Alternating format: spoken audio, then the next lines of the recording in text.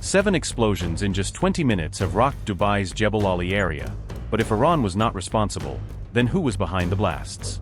An Arab nation has been shaken by a series of mysterious explosions as regional tensions remain high following months of conflict involving Iran. Dubai's strategic Jebel Ali port was engulfed in thick smoke after multiple explosions triggered a major emergency response. Could this be another sign of the Yemen conflict spilling across the region as questions grow over who was behind the explosions? Multiple explosions rocked Dubai's Jebel Ali area on August 4th, sending thick black smoke rising above the port and surrounding industrial zone. At least 7 explosions were reported within a span of 20 minutes, according to Mehr news agency, citing Emirati sources. Videos circulating online showed massive plumes of black smoke billowing above Jebel Ali's industrial facilities and busy port district. NASA thermal imagery reportedly detected a major fire at a warehouse used for fuel storage and transfer near the port complex. No official statement from the United Arab Emirates has confirmed whether the incident was caused by an attack or an industrial accident. Unofficial Arab media reports claimed that 7 powerful explosions were heard across Dubai's Jebel Ali port complex during the incident. Some Iraqi media outlets claimed a missile had been launched toward the United Arab Emirates from Yemen, although this has not been officially confirmed. Reports said 2 people were detained after they were allegedly seen filming the incident near the site of the explosions. Residents living in Dubai's Al Furjan district said they heard several loud blasts during the incident at Jebel Ali. Jebel Ali is home to the United Arab Emirates' largest seaport and one of the world's most important free trade and logistics hubs. The port serves as a critical gateway for global shipping, energy storage, and regional logistics operations across the Middle East. The United Arab Emirates remained on heightened alert throughout the US-Iran conflict amid concerns about possible regional retaliation. Iranian media also reported that Saudi airstrikes targeted Al-Dailami air base north of Yemen's capital, Sana'a, during the same period.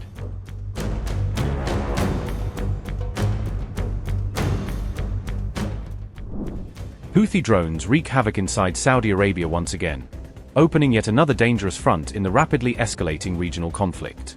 Saudi Arabia's Nadran airport has reportedly come under fresh Houthi drone attack, raising new concerns over the kingdom's air defenses. The Houthis claim a precision drone strike successfully hit a sensitive asset inside Saudi Arabia's Nadran airport during the latest operation. The latest Houthi strike appears to be a tit-for-tat response after Riyadh allegedly carried out drone operations inside Yemeni territory. Yahya Saree said, and I quote, "By the grace of God, the Yemeni armed forces have succeeded in targeting a sensitive asset of the Saudi enemy at Nadran airport using a drone, with the strike being precise. This targeting comes in response to the Saudi enemy's violation of the airspace in the provinces of Sada and Hajjah using its drones. We affirm to the Saudi enemy that any violation of our airspace will not go unpunished or without retaliation." Iran-backed Houthis send a fresh warning after Saudi oil tankers reportedly broke through the group's declared maritime blockade. Saudi Arabia's ultimatum to Trump appears to have stopped his biggest planned Iran attack in its tracks, with Riyadh pressing Washington to hold back just as the Houthis tested Saudi oil routes. 2 tankers carrying Saudi crude broke the Houthis' Bab el-Mandeb blockade, slipping out of the Red Sea with their trackers switched off. As Lesvos and Desh Vibov went dark and slid past Yemen's coast as Trump made a U-turn on Iran, shelving intense strikes. 2 tankers carrying Saudi crude quietly crossed the Bab el-Mandeb chokepoint on August 1st and 2nd, defying Houthi threats that had turned the southern Red Sea into a declared war zone. The tankers Lesvos and Desh Vibov transited with their AIS tracking system switched off, effectively going dark to reduce their visibility as they slipped past Yemen's missile and drone envelope. Shipping data showed Lesvos was loaded with around 1 million barrels of Saudi crude, underscoring how even single voyages through the strait now carry high-stakes volumes of oil. Desh Vibov, meanwhile, was hauling roughly 2 million barrels of Saudi crude to India, highlighting how refiners in Asia are still willing to accept elevated risk to secure supplies. In contrast, a tanker carrying Russian naphtha elected to divert around Africa to avoid the Red Sea route entirely, opting for a longer, costlier journey rather than face the Houthi threat corridor.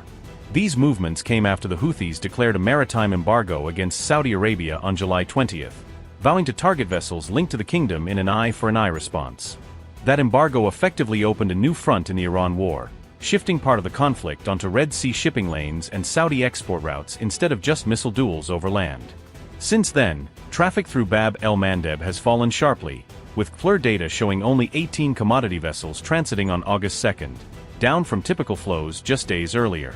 Shipping traffic through the Strait of Hormuz has also slowed after reported tanker attacks, signaling that both of the Gulf's critical energy choke points are now under sustained pressure. On August 1st, only 10 commodity vessels passed through Hormuz, according to CLR figures, a number that illustrates how quickly risk can choke off normal flows. UK maritime authorities have reported 3 tanker attacks since August 1st, adding to insurers' alarm and reinforcing the sense that commercial shipping is now on the front line of the conflict. At the same time, Gaslog has reported a security incident involving its LNG tanker Gaslog Shanghai, bringing gas carriers into the list of assets facing direct threat in regional waters. Taken together, these disruptions have raised fresh concerns over global energy shipping routes, with analysts warning that prolonged Houthi and Iran-linked attacks could force a structural rerouting of oil and gas around Africa. Meanwhile, Donald Trump made a sharp U-turn just days after threatening intense new strikes on Iran, abruptly canceling the planned attacks. So go ahead. What prompted you to call off the strikes last night?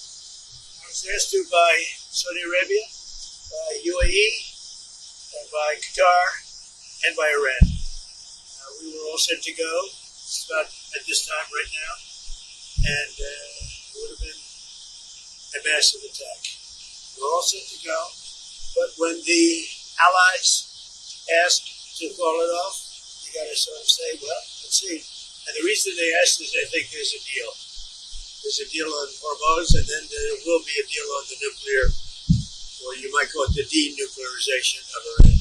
I call it the denuclearization of Iran. What should we expect? We're holding it. We'll just see. We can do it anytime we want.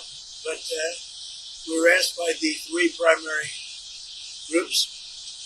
We were also asked by Iran, very strongly actually. They said, we'd like to make a deal. Now, I don't know what they say, because a lot of times they'll say that to me, and then they'll go out and say, we don't know what he's talking about. Obviously, they don't want to be attacked. And they knew the extent of the attack because they saw it forming. What happens now? Now what we're doing is we're talking to them in the form of a negotiation. It begins tomorrow afternoon, and we'll see if it's true. I'd love to do that, save a lot of lives, save a lot of unnecessary power, to be honest with you. It'll take many, many years to ever build it back. If it could, I don't think it would be even buildable back. So we had an attack that would be the biggest attack since World War II, and it would have been disastrous for them. And they didn't want us to do it. And frankly, Saudi Arabia didn't want it either. They thought that a deal is imminent. And the deal is imminent, having to do with the Hormuz Strait and also ultimately the denuclearization. So when I hear that, I say, well, do we want to go and be this? Now, there's a group of people that would like me to just do it. And there's another group of people that does not want me to do it. Does Iran have a deadline to come to an agreement? We'll just see how it is. We're ready to go anytime we want. Would I rather make a deal? I'm not looking to kill people. Because people die, a lot of people die. And we don't want that. So they asked us, Iran specifically, but the other 3 said I asked Saudi Arabia, the king. I said, the crown prince, I said, what would you rather do? Would you rather have us do this or not? They said, we would much prefer a deal as opposed to an attack. Because you don't know where these attacks lead. I mean, will they be flooded with people pouring into their country? A disaster. A lot of bad things can happen. Yeah. There's a report that you're moving U.S. troops out of Bahrain and Kuwait. Are troops being moved out of the Middle East? Mr. President, why is the U.S. intervening to support the Japan yen at this time, to support the Japanese currency? Because we have a good relationship with Japan. We're very strong, very, very strong financially. They have a weakening yen, and they wanted a little bit of help, and we're always there for Japan. Japan's been very good to us, with the exception, of course, of Pearl Harbor.